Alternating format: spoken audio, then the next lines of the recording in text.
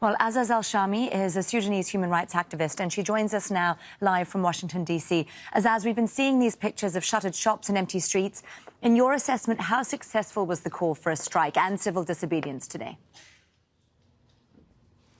It is very successful, and I think it became it was like very intuitive for people not to go to the streets as they're being attacked and they've been shot at, stabbed, and shops being looted. The junta, the TMC, and the Janjaweed did not make the city safe for anyone. I'm sure a lot of the people who remained home, not necessarily opposition, many of them might be pro-government, but the streets are not safe for anyone to go out. It became the logical decision, and it became the logical choice for people who fear for themselves. I've just heard to the junta and all their spokespersons spewing lies about that this is all caused by the opposition. I don't know who they are fooling. This is their own making. There are tons and hundreds of videos that we managed to get from people on the ground that show their forces wearing their own official clothes, hitting people, manhandling people, firing gas, firing like live ammunition. This is not the doing of the people. They are leaving, the junta and the Janjaweed are leaving their own loaded guns on the streets, trying to instigate people to pick up the gun. They will not pick up the gun. We did not do this to pick up the gun. And that's what scares them. This is a peaceful revolution and a peaceful movement, and it will never resort to violence. The problem with they're doing this in junta, they're trying to justify their killings because they feel backed. They're backed by Saudi Arabia, they're backed by UAE, they're backed by the US, they're backed also by the European Union. Everyone in this world has backed this regime before and emboldened it to this extent that it started to commit massacre. And the massacre, it was not just on Monday, it's been on a daily basis. We have people shot and left on the streets. Today, a guy who was shot the day before yesterday, they were not even allowing his family to take his body. And when they eventually gave the body, they came into the funeral, they start to hit people until the body fell off. This is a crime against humanity. And I don't know how far this is going to go until the world do something or take an action.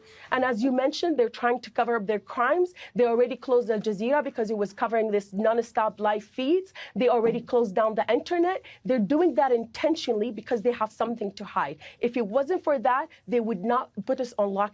But we will not be silenced. The Sudanese people will not be silenced, not in Sudan and not abroad. We are not going to be silenced. Azaz, let me ask you more about that, because we're hearing about the protesters' preconditions for talks, which have been suspended for some time. Where are those now? I personally don't speak for them, but I personally do not think the junta or the military or the Janjaweed are worthy of sitting with them at the table. Preconditions or not, they should not be even a partner to this transfer of power. They are criminals. They are criminals. When you ask them to say sorry and admit, who are you kidding? I think these demands are does not even honor the blood of the people. It does not honor the blood of the people. We demand that the junta steps down and be held accountable. That's what we call for. I'm not going to take an apology. Apology will not bring back the people. Apology will not bring back our youth. Apology will not bring back the pain that they caused us. I do not want apology. And admission, I don't need it. We know that it happened.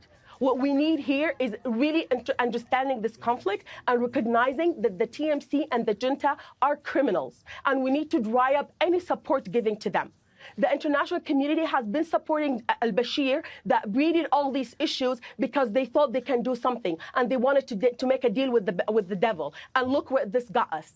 If the EU, for instance, think that Sudan or this military council will help them even an iota to stop illegal immigration, just be prepared for more people to come. They have blood on their hands. If the US thinks that any collaboration with the TMC will ever deter any security threats to the US or the world, think again. They are the source of terror. They are the terrorists. Azaz, I want to ask you about a potential resolution to this, because we have seen the violence continuing now for some time. I'd like to ask you about a potential resolution, where you see a potential resolution to what's happening here, because the violence has been going on for some time now. We're hearing demands from the protesters. Talks have been suspended. Where do we go from here? I don't know. I think this should be treated like what happened in Rwanda. This should be treated like something like a massacre that has taken place. We need to learn from the history. We need to do something. We need to support and protect the civilians. The UN, the first thing it did, it just evacuated its staff. That is very cowardly. You cannot leave us. First thing it did, it just evacuated its staff. That is very cowardly. None of these negotiations, none of these talks that recognize the TMC as a partner will go anywhere. Believe me, if it doesn't happen now, it will happen again. They want to kill everybody. They have not shown one act that can make us trust them, or they did not show any act of remorse or any act of recognition of their crimes. We cannot trust them. What do we need more to recognize that these are criminals taking the people of Sudan hostage, and they're committing more crimes? They say that they want the people to go back to normal life. We can't. There's tanks and Tetras and cars and guns every street you look around. Even when people don't go out of their houses, they break in and loot them. And I'm talking only about Khartoum, that has relatively a crack of information leaking, but we know what's happening in other cities. And this is not new. It happened in Darfur, and everybody was watching. We documented so many crimes. Everything that happened in Darfur is happening now in Sudan countrywide. If you fail to stop Darfur, you have a chance now to make this right and correct your mistake. I have no idea what can the international community do, but since this is their mess, they need to clean it. First, starting by cutting any aid to the TMC. Any aid they're doing, they need to cut it to TMC. Money, anything, do not recognize them.